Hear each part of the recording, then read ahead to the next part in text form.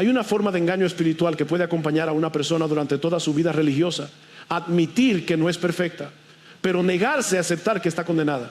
Esa diferencia parece pequeña, pero es abismal. Casi todo el mundo está dispuesto a decir: tengo errores, tengo debilidades, he fallado algunas veces. Pero muy pocos están dispuestos a quedarse en silencio delante de Dios y decir: soy culpable, no tengo defensa, no tengo justicia propia, no tengo argumento con el cual sostenerme delante del tribunal santo del Señor. Romanos capítulo 3 nos lleva precisamente a ese tribunal. Pablo no está escribiendo para entretener la mente con una doctrina difícil. Está llevando al ser humano al banquillo de los acusados. Ya ha hablado del mundo pagano con su idolatría y degradación. Ha hablado del moralista que condena en otros lo que practica en secreto. Ha hablado del judío religioso que posee la ley, se gloría en su privilegio, pero no obedece al Dios que dice conocer. Y ahora llega el alegato final. La fiscalía divina se levanta y la acusación es universal: todos están bajo pecado. Eso es mucho más grave que decir que todos cometemos pecados. Pablo no está describiendo actos aislados, como si el pecado fuera un accidente ocasional en personas básicamente buenas. Está hablando de una condición, de una esclavitud, de un dominio. Estar bajo pecado significa vivir bajo una tiranía espiritual. El pecado no es solamente algo que hacemos, es un poder que gobierna al hombre natural, que distorsiona su mente, inclina su voluntad, contamina sus deseos, corrompe sus palabras, destruye sus relaciones y lo mantiene viviendo sin temor de Dios. Y aquí empieza la ofensa del evangelio verdadero. El hombre no soporta que Dios le diga quién es realmente. Puede aceptar consejos religiosos, puede recibir frases motivacionales, puede escuchar que necesita mejorar, sanar, ordenar su vida o acercarse un poco más a Dios. Pero cuando la Escritura declara que no hay justo ni aun uno, que no hay quien entienda, que no hay quien busque a Dios, que todos se desviaron, que no hay quien haga lo bueno, ni siquiera uno, el orgullo humano se levanta inmediatamente para defenderse. Tal vez tú mismo sientes esa resistencia. Dices: pero yo no soy como otros, yo no he cometido crímenes horribles, yo trato de ser decente, yo ayudo cuando puedo, yo creo en Dios, yo respeto a la gente, yo no soy perfecto, pero tampoco soy tan malo. Y esa es precisamente la clase de argumento que Romanos 3 viene a destruir. Porque el juicio de Dios no se basa en compararte con personas peores que tú. No serás juzgado en contraste con un asesino, un dictador o un corrupto famoso. Serás juzgado por el estándar de Dios. Y el estándar de Dios no es: sé un poco mejor que tu vecino. El estándar de Dios es: amarás al Señor tu Dios con todo tu corazón, con toda tu alma, con toda tu mente y con todas tus fuerzas. Y el segundo mandamiento es semejante: amarás a tu prójimo como a ti mismo. Ahora deja de mirar a los demás por un momento, ponte delante de ese espejo.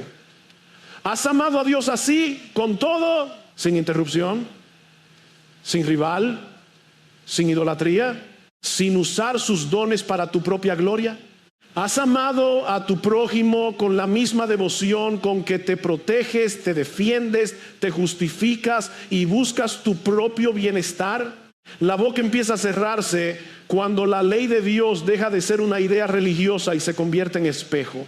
El hombre puede defenderse mientras se compara horizontalmente, pero cuando es colocado frente a la gloria de Dios, se queda sin palabras. Por eso Pablo quiere llevarnos a este punto: que toda boca se cierre y todo el mundo quede bajo el juicio de Dios.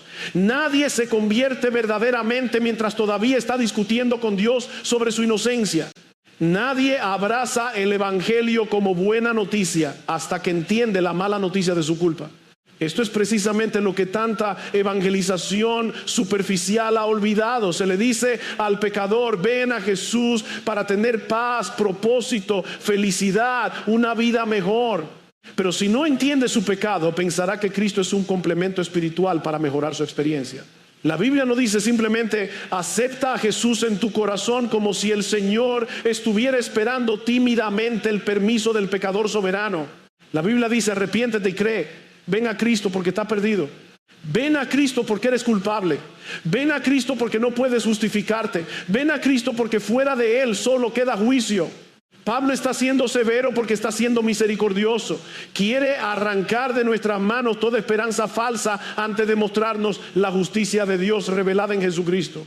Quiere destruir nuestra autojusticia para que dejemos de negociar con Dios. Quiere que el religioso deje de esconderse detrás de sus privilegios, que el moralista deje de esconderse detrás de su decencia, que el pagano deje de esconderse detrás de su ignorancia y que todos juntos reconozcamos culpables. Esta doctrina no fue escrita solo para incrédulos. Romanos fue escrito a una iglesia. Eso significa que los creyentes también necesitamos recordar de dónde fuimos rescatados. Si olvidas lo que eras bajo pecado, crecerá tu orgullo, mirarás a otros con desprecio. Te costará perdonar. Serás impaciente con los débiles. Pensarás que tu conversión se explica por algo superior en ti. Pero cuando recuerdas que no eras justo, que no buscabas a Dios, que tu mente estaba entenebrecida, que tu voluntad estaba esclavizada, entonces la gracia vuelve a asombrarte. Así comienza el camino hacia el Evangelio, no con una boca llena de excusas, sino con una boca cerrada delante de Dios, no con una defensa elaborada, sino con una conciencia quebrantada. No con la frase yo no soy tan malo, sino con la confesión: Señor, si tú tomas en cuenta mis iniquidades, ¿quién podrá mantenerse en pie? Solo entonces la palabra pero ahora brilla con todo su poder. Solo cuando vemos nuestra culpa entendemos la gloria de Cristo. Cuando Pablo dice que todos están bajo pecado, está quitándonos la ilusión más cómoda del corazón humano. La idea de que el pecado es simplemente una serie de errores que cometemos de vez en cuando. El hombre natural piensa así porque le conviene pensar así. Dice: me equivoqué, tuve un mal momento, no pensé bien, fui débil, no era mi intención. Pero la Biblia no describe el pecado como una visita ocasional, lo describe como un dominio. No es solo una mancha en la superficie, es una corrupción en la raíz. Estar bajo pecado significa estar bajo un poder que gobierna desde adentro. El pecado no nos obliga mecánicamente contra nuestra voluntad, como si fuéramos máquinas arrastradas sin conciencia. Su esclavitud es más profunda y más engañosa. Actúa a través de lo que queremos. Hacemos lo que deseamos y por eso creemos que somos libres. Pero nuestros deseos están torcidos, nuestra voluntad está inclinada, nuestro juicio moral está afectado. El hombre sin Cristo sigue sus propios impulsos y llama libertad a su esclavitud. Esto explica por qué una persona puede rechazar con tanta fuerza el diagnóstico bíblico. Si le dices eres esclavo del pecado, responderá: no, yo hago lo que quiero. Precisamente ese es el problema. Quieres lo que no deberías querer. Amas lo que te destruye, evitas al Dios que te creó, defiendes tu autonomía como si fuera vida, cuando en realidad es rebelión. El pecado no necesita encadenarte desde afuera si ya gobierna tus afectos desde adentro. Pablo se incluye en esta acusación. No habla como un hombre moralmente superior mirando hacia abajo a los demás. Pregunta: ¿somos nosotros mejores que ellos? Y responde: en ninguna manera. Judíos y griegos, religiosos y paganos, cultos e ignorantes, decentes y escandalosos, todos están bajo pecado. Los privilegios religiosos no anulan la culpa. Tener Biblia no salva si no hay fe. Pertenecer a una comunidad visible del pueblo de Dios no justifica si el corazón sigue en rebelión. El judío tenía ley, pactos, señales, historia, promesas, pero si no obedecía a Dios era culpable como el gentil. Luego Pablo cita la escritura: no hay justo ni a uno. Esa palabra justo pertenece al lenguaje del tribunal. No significa simplemente que nadie sea simpático, educado o socialmente útil. Significa que nadie puede ser declarado inocente delante de Dios sobre la base de su propia vida. Nadie cumple el estándar, nadie presenta una obediencia completa. Nadie puede ponerse de pie delante del juez santo y decir: mi vida merece absolución. Y aquí caen todas las comparaciones humanas. Tú puedes parecer mejor que otra persona en muchos aspectos. Quizá eres más responsable que tu vecino, más fiel que un familiar, más trabajador que un compañero, más religioso que un amigo, más respetable que alguien que ha cometido pecados públicos. Pero el tribunal de Dios no funciona por promedio social.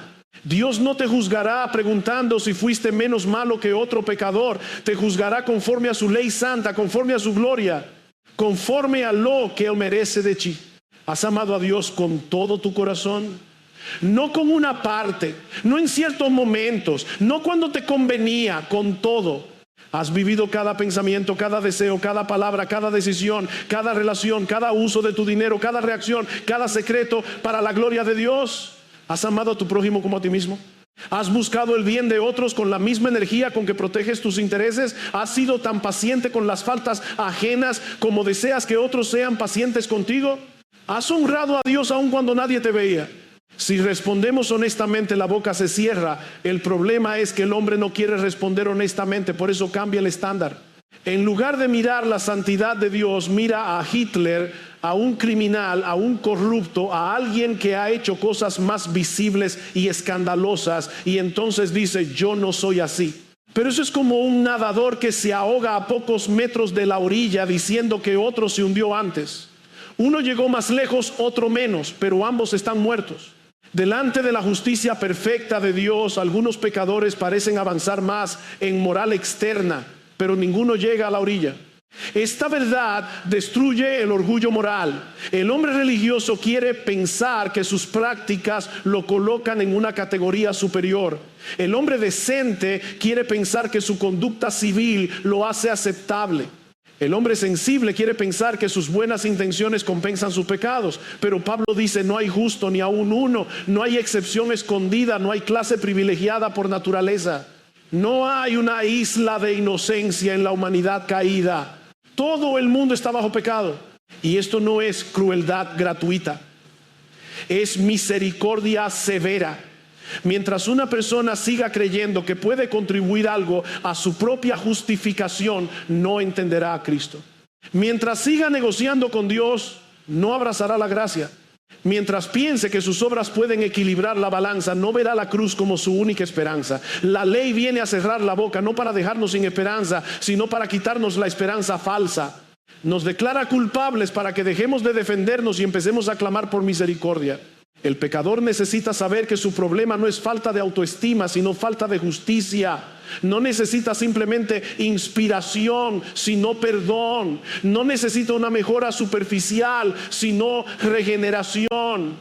No necesita que Dios lo ayude a completar su propio proyecto de salvación, sino que Dios lo rescate de una condición en la que está muerto, esclavo y culpable. Por eso el evangelio no es buen consejo para personas confundidas, es buena noticia para condenados que no pueden salvarse a sí mismos. Y si eres creyente, esta doctrina también te guarda, te recuerda que no fuiste salvo porque eras más sensible, más inteligente, más espiritual o más dispuesto que otros. Fuiste salvo porque Dios tuvo misericordia. Si hoy amas a Cristo es porque Cristo te amó primero. Si hoy buscas a Dios es porque Él te buscó cuando tú no lo buscabas. Si hoy tienes vida es porque el evangelio te libertó del dominio del pecado. Por eso el que se gloría en el Señor. Después de declarar que no hay justo ni aun uno, Pablo empieza a mostrar cómo se ve esa corrupción en la vida humana. No está presentando una opinión amarga sobre la humanidad, está citando las Escrituras. Eso es importante. Pablo no dice: según mi experiencia pastoral el hombre es así. No dice: según mi observación de la sociedad el hombre es así. Dice: como está escrito. Es Dios mismo quien está dando testimonio contra nosotros. El alegato final de la fiscalía no sale de la imaginación de Pablo, sale de la palabra que el pueblo religioso decía venerar. La primera evidencia es que el pecado ha dañado nuestro entendimiento. No hay quien entienda. Esto no significa que el hombre caído sea incapaz de pensar, estudiar, descubrir, organizar, construir o razonar en muchos campos. El ser humano puede hacer ciencia, arte, medicina, filosofía, tecnología, leyes, empresas, sistemas complejos. La imagen de Dios no fue borrada. Pero cuando se trata de conocer a Dios como debe ser conocido, amar su gloria como debe ser amada, someterse a su autoridad como debe hacerse, el entendimiento natural está entenebrecido. Aquí hay una diferencia que muchos confunden. Una cosa es tener información acerca de Dios, otra es conocer a Dios. Una persona puede saber que Dios es santo, eterno, omnipotente, omnisciente, trino, puede repetir doctrinas correctas, puede responder preguntas de catecismo, puede discutir teología. Pero si esa verdad no lo lleva a adoración, arrepentimiento, fe, obediencia y deleite en Dios, entonces solo tiene datos religiosos en una mente no regenerada. Los demonios también creen y tiemblan. Tienen información verdadera, pero no aman a Dios. Esto debe preocupar a muchos que están cerca de la iglesia. Hay quienes confunden familiaridad con conversión. Han escuchado sermones durante años, conocen las frases, saben cuándo decir amén. Pueden detectar ciertos errores doctrinales, pero siguen sin rendirse a Cristo. La luz que tienen en la mente no ha quebrantado su corazón. La verdad que conocen no gobierna sus deseos. Y si la doctrina no termina humillándote delante de Dios y llevándote a Cristo, puede convertirse en otro instrumento de orgullo. Pablo añade, no hay quien busque a Dios. Esta frase golpea directamente una de las ideas más populares del pensamiento religioso moderno, que el hombre en el fondo está buscando sinceramente a Dios y que solo necesita un poco de ayuda para encontrarlo. La Biblia dice otra cosa: por naturaleza el hombre no busca al Dios verdadero. Busca beneficios de Dios, alivio de Dios, protección de Dios, experiencias religiosas, paz interior, sentido, incluso poder espiritual. Pero no busca a Dios como Dios para rendirse a Él, amarlo, obedecerlo y darle gloria. El hombre caído no corre hacia la gloria de Dios, se protege de ella. No quiere que Dios destruya su propia gloria. No quiere que Dios le quite el trono del yo. No quiere un Señor absoluto. Quiere como mucho un Dios útil, manejable, terapéutico, decorativo, un Dios que bendiga sus planes, sane sus heridas, mejore su vida y no toque sus ídolos. Pero el Dios de la Biblia no se ofrece como accesorio del proyecto humano. Él viene como Rey Santo y el corazón natural no quiere eso. Una de las formas más sutiles de huir de Dios es la religión. Eso puede sonar extraño, pero es cierto. La religión humana puede convertirse en un sistema de autoprotección contra la gracia. El hombre usa ritos, méritos, disciplinas, tradiciones, moralidad y obras para intentar negociar con Dios sin rendirse a Él. Quiere salvación con crédito humano. Quiere perdón sin humillación. Quiere sentirse deudor de su propio esfuerzo, no de la misericordia soberana de Dios. Por eso toda religión de autosalvación glorifica al hombre, aunque mencione a Dios. El Evangelio destruye esa gloria. Dice que estamos tan dañados que no podemos salvarnos. Dice que la salvación es de Dios de principio a fin. Dice que si estamos en Cristo es por obra de Dios. Dice que Cristo se hizo para nosotros sabiduría, justicia, santificación y redención, para que el que se gloría en el Señor. El cristianismo verdadero no deja un pequeño rincón donde el pecador pueda decir yo puse la diferencia final. No, si eres salvo, toda la gloria pertenece a Dios. Luego Pablo dice, todos se desviaron, a una se hicieron inútiles. No hay quien haga lo bueno, no hay ni siquiera uno. Aquí alguien objeta inmediatamente, pero hay personas no cristianas que hacen cosas buenas. Hay padres amorosos, ciudadanos honestos, médicos compasivos, vecinos generosos, personas que ayudan a los pobres, y en un sentido relativo eso es cierto.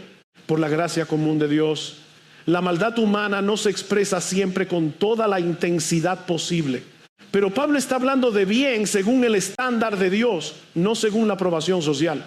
Una obra verdaderamente buena no se define solo por el acto externo, sino por su origen, su motivo y su meta. Debe proceder de fe, obedecer la voluntad de Dios y buscar la gloria de Dios. Si haces algo correcto para ser visto, para sentirte superior, para compensar culpa, para controlar a otros, para comprar favor divino o para alimentar tu imagen, el acto puede beneficiar a alguien en la superficie, pero delante de Dios está contaminado en su raíz. La motivación lo cambia todo. Esto nos humilla profundamente.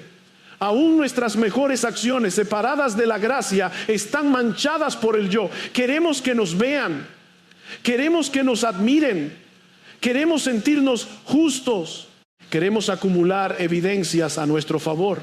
Queremos hacer transacciones con Dios, y así, incluso cuando ayudamos, servimos o damos, puede haber dentro una búsqueda secreta de nuestra propia gloria. La ley de Dios no examina solamente lo que hiciste, sino por qué lo hiciste y para quién lo hiciste. Por eso Isaías pudo decir que nuestras justicias son como trapo de inmundicia. No solo nuestros pecados escandalosos, sino nuestras justicias cuando pretendemos presentarlas como base delante de Dios. El pecador quiere llevarle a Dios sus mejores obras como defensa. Dios las mira con santidad perfecta y muestra que también están contaminadas. Entonces otra vez la boca se cierra. No solo necesito perdón por lo malo que hice, necesito misericordia incluso por mis mejores intentos de justificarme. Esta es la corrupción radical del hombre. No significa que todos seamos tan malos como podríamos llegar a ser. Significa que ninguna parte de nosotros quedó intacta. La mente, la voluntad, los deseos, las motivaciones, los actos, todo ha sido afectado por el pecado. Por eso necesitamos algo más que educación moral. Necesitamos nuevo nacimiento. Necesitamos que Dios nos dé un corazón nuevo. Necesitamos que Cristo no solo nos instruya, sino que nos rescate. Porque nadie que está bajo pecado puede liberarse a sí mismo del tirano que gobierna su alma. Pablo no se detiene en la mente, la voluntad y las obras. Ahora baja a un terreno donde todos quedamos expuestos con demasiada rapidez. La boca. Sepulcro abierto es su garganta, con su lengua engañan. Veneno de áspides hay debajo de sus labios. Su boca está llena de maldición y amargura. Es una descripción terrible, pero no exagerada. La Escritura está diciendo que nuestras palabras no son accidentes pequeños, son ventanas abiertas hacia lo que realmente habita en el corazón. Jesús lo dijo con claridad. De la abundancia del corazón habla la boca. Si el corazón está lleno de orgullo, la boca buscará exaltarse. Si está lleno de amargura, la boca destilará resentimiento. Si está lleno de envidia, la boca buscará disminuir al otro. Si está lleno de temor al hombre, la boca mentirá para protegerse. Si está lleno de idolatría personal, la boca se justificará constantemente. La lengua no crea el problema, lo revela. El veneno que sale de los labios estaba primero en el alma, y aquí nadie puede salir limpio. Todos detestamos que nos mientan, pero mentimos. Todos odiamos que hablen de nosotros a nuestras espaldas, pero hemos hablado de otros. Todos nos sentimos heridos cuando nos calumnian, pero hemos usado palabras para manchar reputaciones. Todos queremos que nos interpreten con misericordia, pero muchas veces interpretamos a otros con dureza. La misma boca con la que pedimos comprensión se vuelve cruel cuando el pecado gobierna nuestras reacciones. Por eso la lengua es una evidencia tan contundente de nuestra corrupción. No hace falta mirar solamente actos extremos, basta escuchar nuestras conversaciones.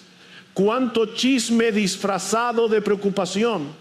Cuánta crítica presentada como discernimiento.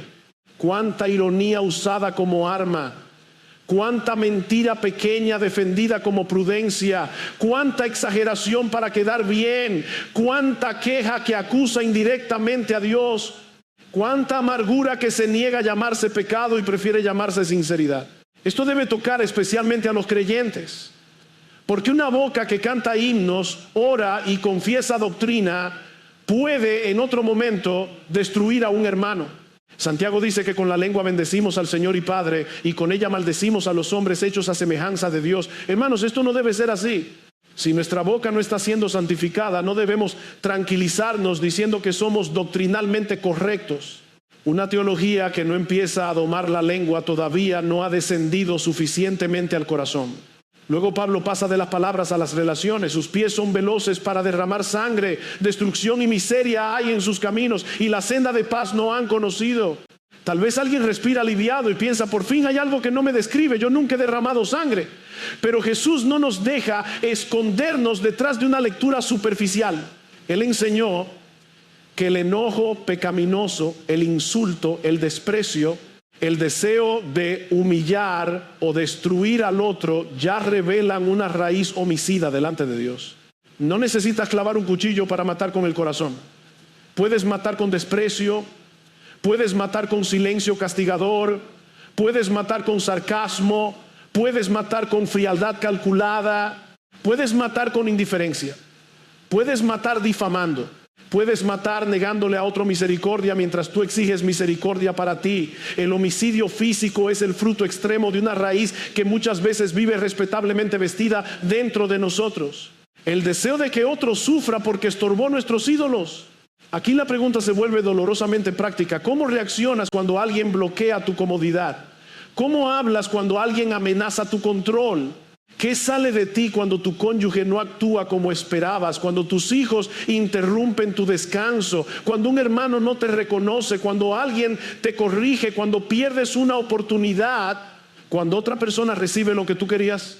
Esas reacciones no son simples rasgos de temperamento, revelan qué ídolos están siendo protegidos. Padres, esto también nos ayuda a entender a nuestros hijos y a nosotros mismos. No estamos criando pequeños inocentes que solo necesitan información y ambiente positivo. Estamos criando pecadores que necesitan el evangelio, disciplina, instrucción, gracia y un salvador. Y nosotros como padres tampoco corregimos desde una superioridad impecable. Corregimos como pecadores redimidos que conocen la misma raíz en su propio corazón. Si olvidamos Romanos 3, interpretaremos mal las reacciones de nuestros hijos y justificaremos demasiado las nuestras. Pablo llega entonces al punto más profundo. No hay temor de Dios delante de sus ojos. Esta es la raíz de todo. La mente entenebrecida, los deseos torcidos, las obras contaminadas, la lengua venenosa, las relaciones violentas, todo brota de una vida que no vive consciente del rostro de Dios. El temor del Señor no es simple terror servil. Es reverencia, asombro, obediencia, conciencia de su presencia, humildad ante su santidad, gratitud ante su perdón. Es vivir sabiendo que cada pensamiento, palabra y acción ocurre delante de Él.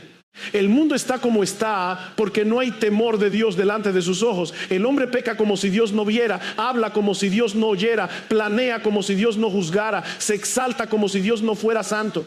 Se justifica como si nunca tuviera que comparecer ante el tribunal eterno. Y lo más grave es que puede hacer todo eso mientras conserva lenguaje religioso. Puede decir Dios muchas veces y aún así vivir sin temor de Dios. La ley viene a quitarnos toda escapatoria. Pablo concluye diciendo que todo lo que la ley dice, lo dice para que toda boca se cierre y todo el mundo quede bajo el juicio de Dios. Ese es el momento decisivo. Ya no hay defensa. Ya no hay comparación, ya no hay excusa, ya no hay pero yo. La boca se cierra porque la evidencia es abrumadora. Somos culpables en la mente, culpables en los deseos, culpables en las obras, culpables en las palabras, culpables en las relaciones, culpables delante de Dios. Y sin embargo, este silencio no es el final para quien escucha el evangelio. Es el principio de la esperanza verdadera. Porque cuando la boca del pecador se cierra, entonces puede oír lo que Dios anuncia. Cuando la autojusticia muere, entonces Cristo empieza a verse precioso. Cuando el hombre deja de defenderse, puede clamar por misericordia. La ley nos encierra bajo culpa para que dejemos de buscar salvación en nosotros mismos y miremos al único justo que puede salvar a injustos.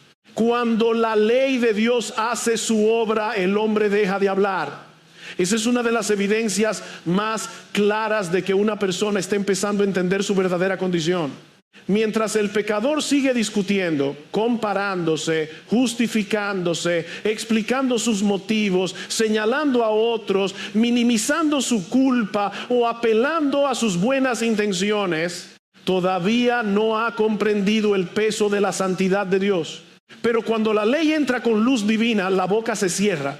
Ya no queda argumento. Ya no queda defensa, ya no queda refugio en la autojusticia.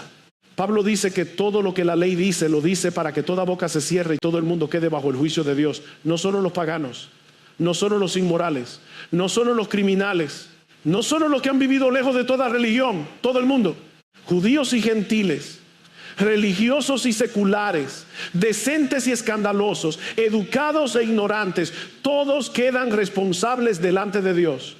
Esa palabra responsable tiene el peso de alguien que ya no puede escapar del tribunal. La evidencia fue presentada, el veredicto es justo, la culpa es real. Qué difícil es llegar a ese punto. El orgullo humano lucha hasta el final. Aun cuando la conciencia acusa, buscamos una salida. Decimos, sí, he fallado, pero tuve razones. Sí, he pecado, pero otros hicieron cosas peores. Sí, mentí, pero fue para evitar un problema. Sí, hablé mal, pero era verdad. Sí, me enojé, pero me provocaron. Sí, fui egoísta, pero estaba cansado. Siempre hay un pero con el que intentamos suavizar la gravedad de nuestro pecado, pero delante de Dios esas defensas no permanecen. La ley no fue dada para que el pecador construya una escalera hacia el cielo. Fue dada para revelar su incapacidad. Pablo lo dice con claridad: por las obras de la ley ningún ser humano será justificado delante de él, porque por medio de la ley viene el conocimiento del pecado. La ley no es el remedio para nuestra culpa, es el espejo que nos muestra la profundidad de nuestra enfermedad. El espejo puede mostrarte la suciedad del rostro, pero no puede lavarte. La ley puede mostrarte tu pecado, pero no puede salvarte de él. Esto no significa que la ley sea mala. La ley es santa, justa y buena. El problema no está en la ley, está en nosotros. La ley exige amor perfecto a Dios y al prójimo. Exige pureza de corazón, verdad en lo íntimo, obediencia completa, motivaciones limpias, adoración exclusiva. Y cuando esa ley santa se acerca al hombre pecador, no produce justificación por nuestras obras, produce conocimiento de pecado. Nos muestra que la desobediencia no era pequeña. Nos muestra que el pecado es sumamente pecaminoso. Nos muestra que nuestra supuesta justicia no puede sostenernos. Por eso nadie puede ser salvo por intentar cumplir la ley después de haberla quebrantado. Si has pecado una sola vez, ya eres culpable, y no has pecado una sola vez. Has pecado en pensamientos, palabras, deseos, omisiones, motivaciones, afectos, decisiones, relaciones, adoración. Has pecado haciendo lo que Dios prohíbe y dejando de hacer lo que Dios manda. Has pecado con actos visibles y con inclinaciones secretas. Has pecado cuando otros te vieron y cuando nadie te vio, pero Dios vio. ¿Comprendes por qué una predicación superficial del Evangelio es tan peligrosa? Si el hombre no entiende esto, pensará que Cristo vino simplemente a completar lo que le faltaba. Pensará que Jesús es una ayuda para personas buenas con problemas. Pensará que la gracia es un pequeño empujón religioso. Pero Romanos 3 nos deja sin respiración para que entendamos que Cristo no vino a decorar nuestra moralidad, sino a salvar culpables. No vino a mejorar una justicia defectuosa, sino a otorgar una justicia ajena, perfecta, recibida por fe. Y aquí empieza a brillar una de las expresiones más gloriosas de toda la carta. Pero ahora, después de haber colocado a toda la humanidad bajo pecado, después de cerrar toda boca, después de declarar que no hay justo ni aun uno, después de mostrar que la ley no puede justificarnos, después de exponer nuestra mente, nuestra voluntad, nuestras obras, nuestra lengua, nuestras relaciones y nuestra falta de temor de Dios, Pablo dice, pero ahora. Esa frase abre una ventana de luz en el cuarto más oscuro. Pero ahora, aparte de la ley, se ha manifestado la justicia de Dios. No una justicia producida por nosotros, no una justicia construida con méritos humanos, no una justicia que nace de nuestra obediencia incompleta. La justicia de Dios, la justicia que Dios provee, la justicia que Dios revela, la justicia que responde al problema que nos dejó sin defensa. El pecador culpable no necesita primero una emoción religiosa, necesita justicia. Y esa justicia no puede salir de él, tiene que venir de Dios. Esa justicia es por medio de la fe en Jesucristo para todos los que creen. Aquí está el corazón del Evangelio. Hay un solo justo, uno solo que entendió perfectamente, uno solo que buscó al Padre sin desviarse, uno solo que hizo siempre lo bueno, uno solo cuya boca nunca engañó, nunca calumnió, nunca destiló veneno, uno solo cuyos pies nunca corrieron hacia el mal, uno solo que vivió con perfecto temor de Dios delante de sus ojos. Ese justo es Jesucristo. Él no vino simplemente a enseñarnos cómo ser mejores, vino a obedecer donde nosotros desobedecimos, vino a cumplir la ley que nosotros quebrantamos, vino a cargar la culpa de injustos, vino a satisfacer la justicia de Dios, vino a derramar su sangre para que Dios pudiera ser justo y al mismo tiempo justificar al que tiene fe en Jesús. La cruz no es un gesto sentimental, es el lugar donde la justicia y la misericordia de Dios se encuentran sin contradicción. Por eso el Evangelio humilla y salva al mismo tiempo. Humilla porque nos dice que no aportamos nada a nuestra justificación excepto el pecado que hizo necesaria la cruz. Salva porque nos anuncia que Cristo aportó todo: obediencia perfecta, sacrificio suficiente, sangre eficaz, justicia completa, resurrección victoriosa. La boca que se cerró bajo la ley ahora puede abrirse, no para defenderse, sino para alabar. No para decir yo fui justo, sino para confesar Cristo es mi justicia. Pero este diagnóstico no fue escrito solamente para que el incrédulo se sienta acusado. Fue escrito también para que la iglesia nunca olvide de dónde fue rescatada. Pablo está escribiendo a creyentes y aún así les recuerda que no había justo ni aún uno, que no había quien buscara a Dios, que todos estaban bajo pecado, que toda boca debía cerrarse delante del tribunal divino. ¿Por qué? Porque el creyente que olvida su miseria pasada pronto empieza a mirar la miseria de otros con orgullo.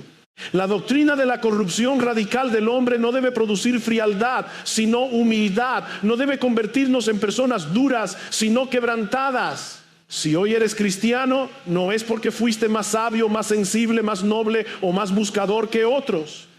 No fue porque viste lo que otros no vieron por tu propia capacidad espiritual. No fue porque dentro de ti había una chispa de justicia que Dios simplemente decidió premiar. Estabas bajo pecado, no buscabas a Dios. Tu boca también necesitaba ser cerrada, y si hoy amas a Cristo es porque Cristo te amó primero. Eso debe afectar la manera en que perdonamos. Cuando alguien peca contra nosotros, nuestra carne rápidamente se coloca en el trono del juez. Decimos, ¿cómo pudo hacer eso? Yo nunca habría actuado así. Esa persona no merece paciencia. Pero Romanos 3 nos baja del trono.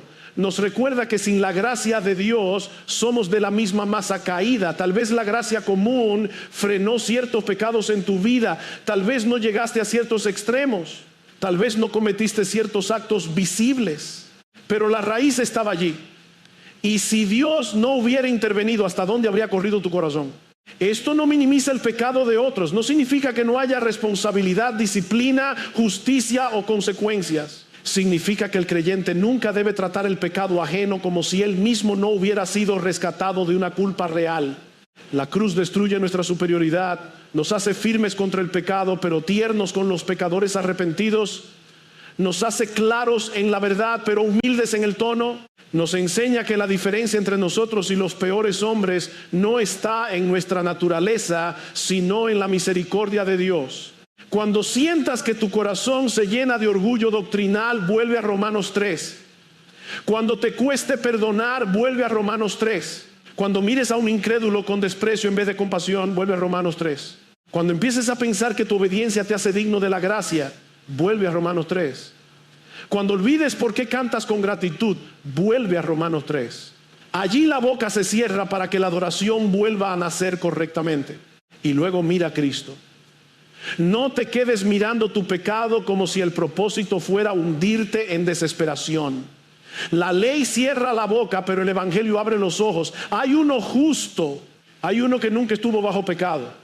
Hay uno cuyo entendimiento nunca fue entenebrecido, cuyos deseos nunca fueron torcidos, cuya voluntad nunca se rebeló, cuya boca nunca engañó, cuyos pies nunca corrieron hacia el mal, cuyo corazón vivió siempre delante del Padre con perfecto temor, amor y obediencia.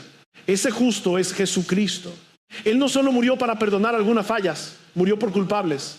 Murió por enemigos, murió por injustos, murió por personas que no buscaban a Dios. Murió para satisfacer una justicia que nosotros habíamos ofendido. Murió para que Dios no pasara por alto el pecado como si no importara, sino para que el pecado fuera juzgado en el sustituto. En la cruz, la culpa real recibe castigo real y la misericordia real fluye hacia los que creen. Por eso el evangelio no debilita la justicia de Dios. La revela con una gloria que nos deja sin palabras. Si estás sin Cristo, este pasaje te está llamando a dejar de defenderte. No sigas comparándote con otros, no sigas escondiéndote detrás de tu religión, tu decencia, tus intenciones o tus obras. Tu boca debe cerrarse delante de Dios. Pero no para que te hundas sin esperanza, sino para que vengas al único que puede salvarte. Arrepiéntete y cree en Jesucristo. No vengas a ofrecerle tu justicia. Ven confesando que no tienes ninguna. Ven como culpable a recibir la justicia de otro. Ven como esclavo a ser libertado. Ven como muerto a recibir vida. Y tú, creyente, medita continuamente en el evangelio. No como un tema básico que ya superaste, sino como el centro que sostiene toda tu vida. Recuerda lo que eras. Recuerda lo que Cristo hizo. Recuerda que fuiste amado cuando no eras digno de amor. Recuerda que fuiste buscado cuando no buscabas. Recuerda que fuiste justificado cuando eras culpable. Recuerda que tu única gloria es el Señor. Entonces crecerá la humildad, crecerá la gratitud, crecerá la paciencia, crecerá la adoración. Porque el Dios alto y sublime, el que habita la eternidad, cuyo nombre es el Santo, habita también con el quebrantado y humilde de espíritu. No con el que todavía se defiende, no con el que presume de su justicia, no con el que mira a otros desde arriba, con el quebrantado, con el que ha dejado de justificarse, con el que sabe que su esperanza está en Jesús, no en nadie más. Que toda boca se cierre delante de la ley y que toda boca redimida se abra para proclamar: solo Cristo es mi justicia. Solo Cristo es mi salvación. Solo Cristo recibe la gloria. This world is endless, so wide, so far, but somehow I'm still lost in you.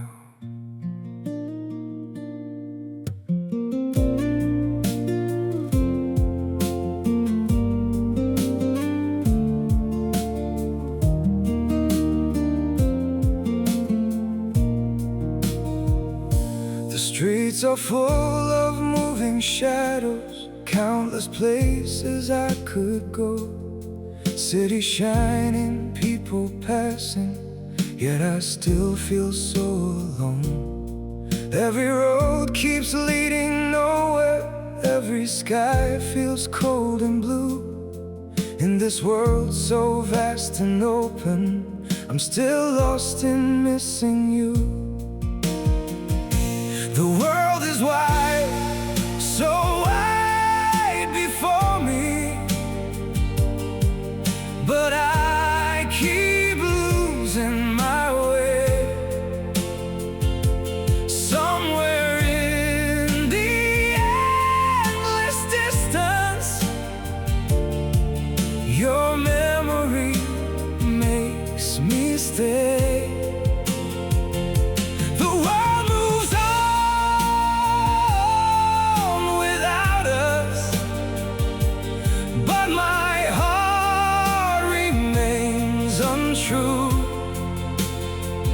For no matter where these feet may wander,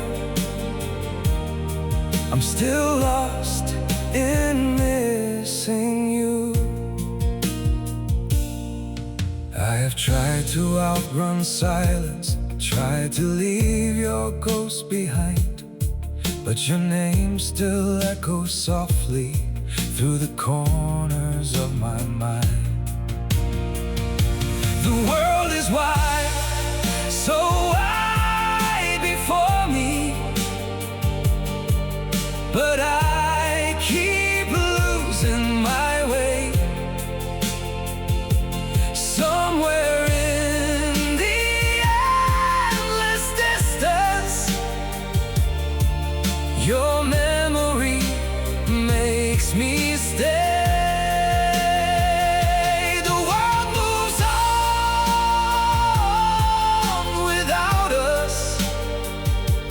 But my heart remains untrue. For no matter where these feet may wander, I'm still lost in missing you. Maybe someday I'll stop searching for your face in every crowd, but until that day, this broken heart will keep calling your name out. The world is wide, so wide before me, but I keep losing my way.